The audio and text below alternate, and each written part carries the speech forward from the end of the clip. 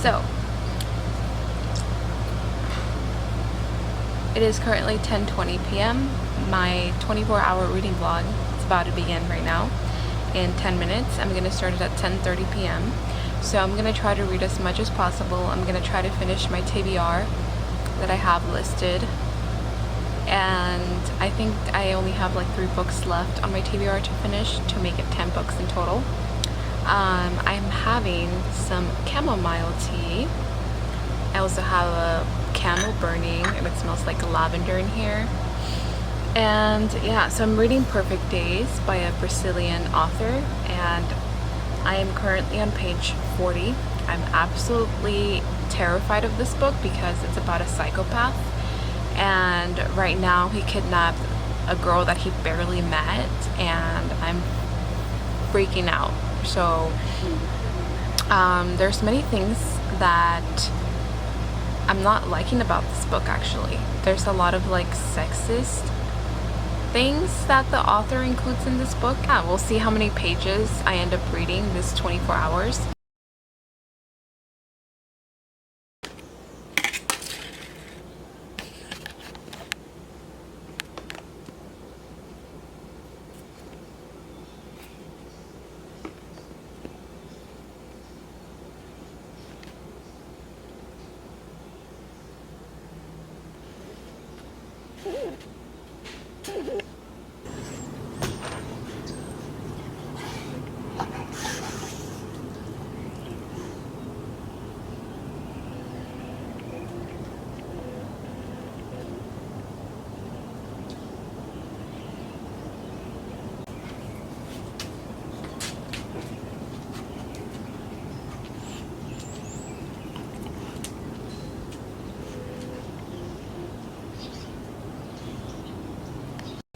Good morning, guys. It is currently 9:30 a.m.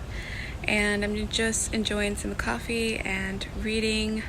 I have 50 minutes left of the book that I started reading last night, And yeah, I'm just enjoying the sunshine and taking a break from work.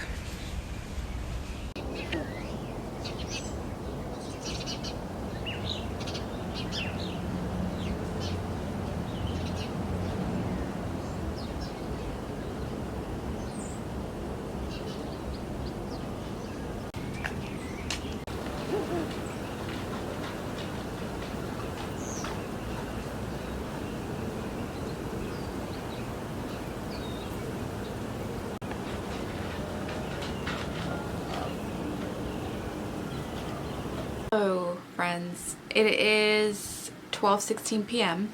already. I've been working all morning and I finished reading the book that I started reading last night. So I was reading it on the Kindle app. It's called Perfect Days by Raphael, and he's a Brazilian author. I rated this book a 2 out of 5. This book started out great. It was intriguing, it was interesting, and yes, the author made you hate the character because he's a freaking psychopath and he doesn't have any human emotions, and the only human emotions that he shows is when he is observing his corpses. That's the only time where he shows human emotions, is when he is observing their corpses.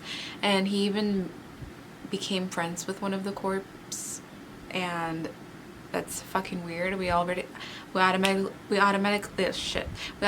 knew that this character was a freaking psychopath. I feel like the author included a lot of sexist remarks. Maybe some of the trigger warnings might be sexism, homophobia, rape, so self-harm and suicide. There's murder, and just like the descriptions that a lot of that psychopaths do. It is supposed to be a thriller, but at the same time I feel like it did not keep me like intrigued or thrilled about the book. I was just interested to see the ending of the book. It's basically how it begins.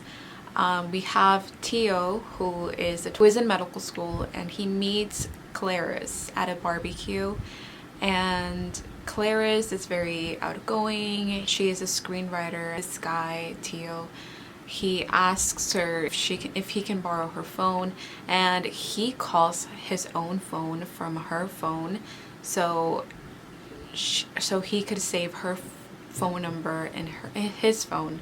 Does that make sense? Okay. And this guy starts stalking her. The next day he finds out where she lives. He finds out what university she goes to, her age. Then he goes to her house, and she begins to tell him that she knows what he's doing, that he's stalking her, and he proceeds to hit her on the head and kidnaps her and takes her to his house, hides her from his mom. The reason why I rated this so low is because I expected so much, you know. I just feel like it gives a message that doing this is okay. I feel like this guy got away with it, and I did not like the ending of that story. It was only like 264 pages. So now I'm gonna continue reading other books that I planned in finishing for this vlog. I plan in finishing The Shadow of the Wind by Caros Ruiz Zafon. And I'm also gonna be reading the super secret book by Tian. I don't know how to pronounce her name, but she sent this book to me, and it's like a superhero kind of book. Far I am on page 6, but yeah, I am going to listen to my lesson and I will update you guys later.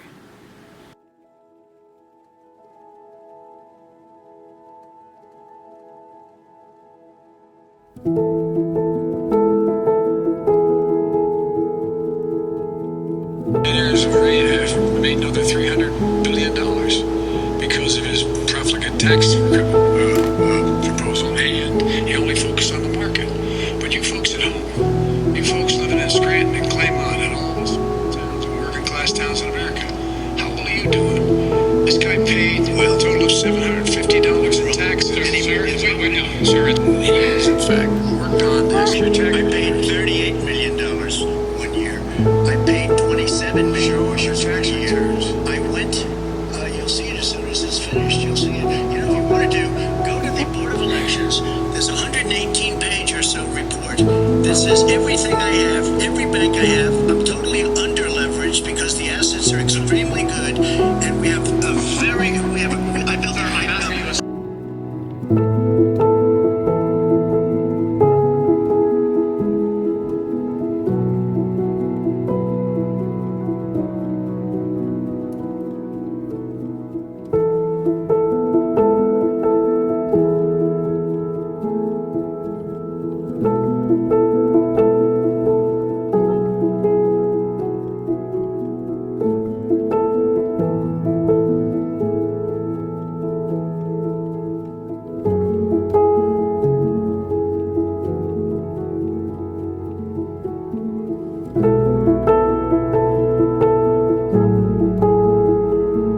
Alright, hello guys. So it is now 9 p.m. I have been reading The Shadow of the Wind by Caros Ruiz Zafon, and I am currently on page 93, chapter 12. I am freaking loving this book. I decided to write on this book because there's just so many things to underline and save. The quotes in this book, it's just very magical, you can say.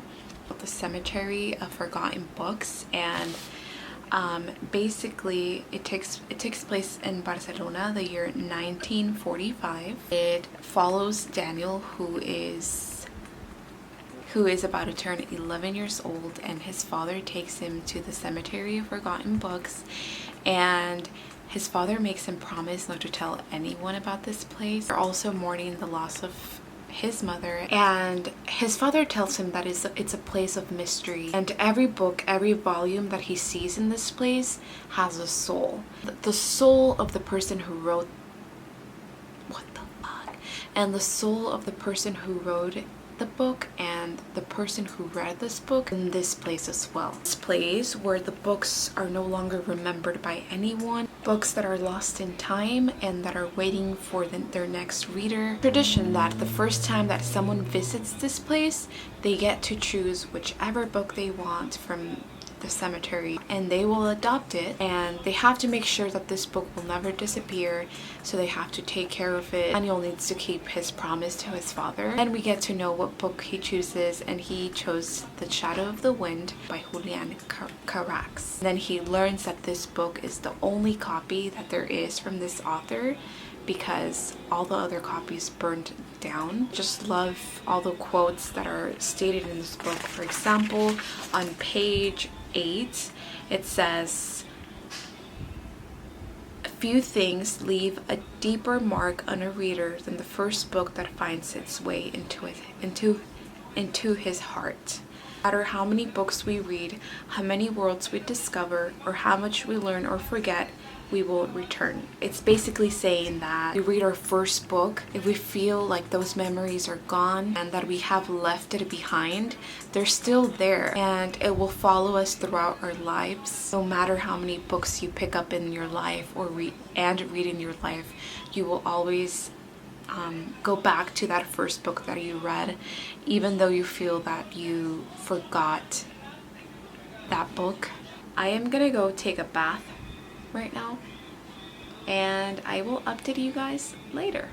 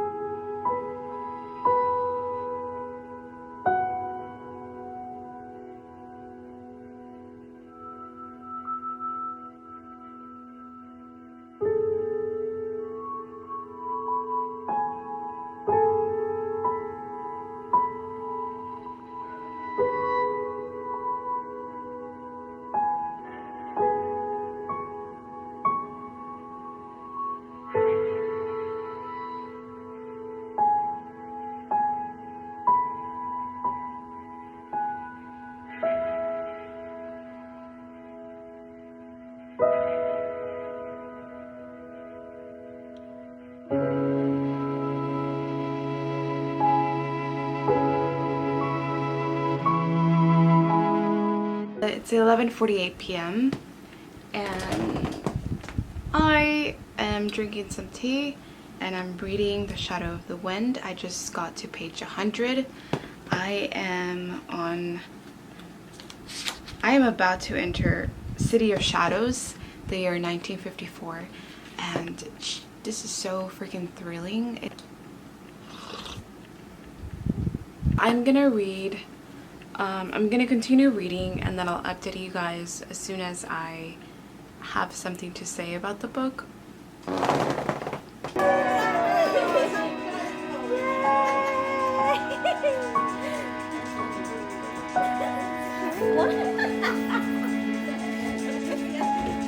Happy birthday!